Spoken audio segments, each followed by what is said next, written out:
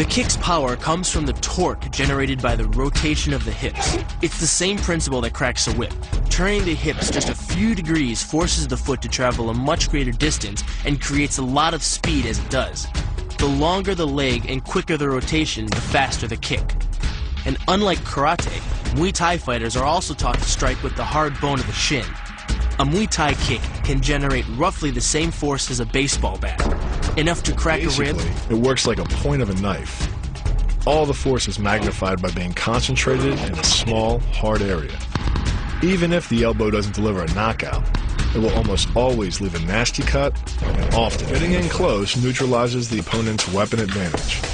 Then, in the clinch, we bring the power of the knee to bear.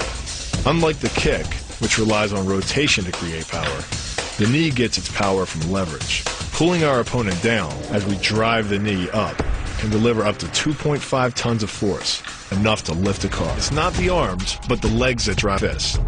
Like a piston, the explosive power of the legs is capable of generating hundreds of pounds of force, all to a very vulnerable area, the soft underside of the opponent's jaw.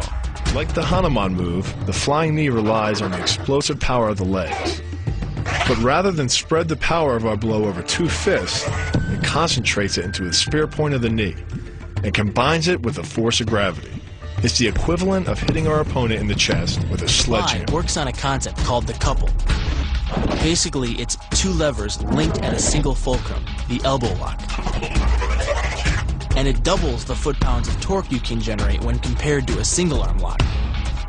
There's more than enough force to flip an opponent to the mat or dislocate his elbow. By using the twisting motion of the torso to drive the strike, the business end of the hardwood fighting stick can quickly accelerate to more than 25 miles per hour. On contact with the skull, the energy is enough to cause a depressed fracture. It's the same injury-producing force as being hit in the temple by a hammer. Mali relies on something called a flexion moment imparted to the neck to do damage. An average man's neck can withstand about a 140 foot-pound flexion moment. Beyond that, soft tissue and even vertebrae can be crushed. By bringing your weight down fast, this move could easily deliver twice that amount of force. And it wouldn't just end a fight. It could leave your opponent paralyzed or dead. Close, the opponent's neck is exposed. But because of the close range, the hand doesn't generate a huge amount of force. It's enough to stun, but probably not enough to cause severe injury. But replace the hand with a weapon, a stick or a knife, as you would in combat, and this could become a kill shot. The kick's power comes from the snap of the knee. The snap is created when the quadricep, the largest muscle in the body, contracts and pulls the tendon connecting to the foot over the knee. Using the knee as a pulley, the strength of the quad is enough to accelerate your foot to speeds close to 30 miles per hour. Because the area of impact is focused on a small part of the foot, it magnifies the force of the blow, making it capable of dropping 1,000 pounds of force on your head. It's like getting whacked in the head with a Louisville Slugger. It works by taking the opponent's blow at an angle, which deflects the energy of the blow away from the vulnerable torso. The harder you block, the further his blow will be deflected, and the more open he'll be to a counter-strike. Rotating your fist 180 degrees right before it strikes the intended target. The twisting snap of the arm maximizes the speed of the punch and magnifies the force of the blow by concentrating the impact on the first two knuckles of your hand.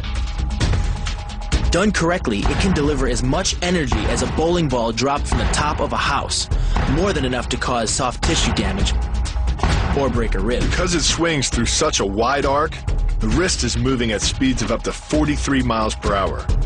And since the radius doesn't deflect or compress nearly as much as a fist, it can deliver a staggering blow, like being hit with an axe handle. This roundhouse kick is designed for maximum impact. With the powerful muscles of the thigh yanking the tendon over the knee, the foot accelerates from 0 to 21 miles per hour in just 1/3 of a second. Combine that with the reinforced shoe, and this kick can drive the nose bone back up into the brain.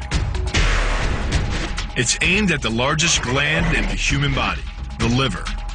A direct hit won't just bring an opponent down.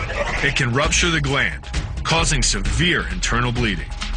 But the liver is well protected by the rib cage, so the kick must be accurate to within half an inch. In this move, the forward propulsion of the hips, combined with the piston motion of the lower leg, can send well over 700 pounds of force directly through the rigid bone of the heel.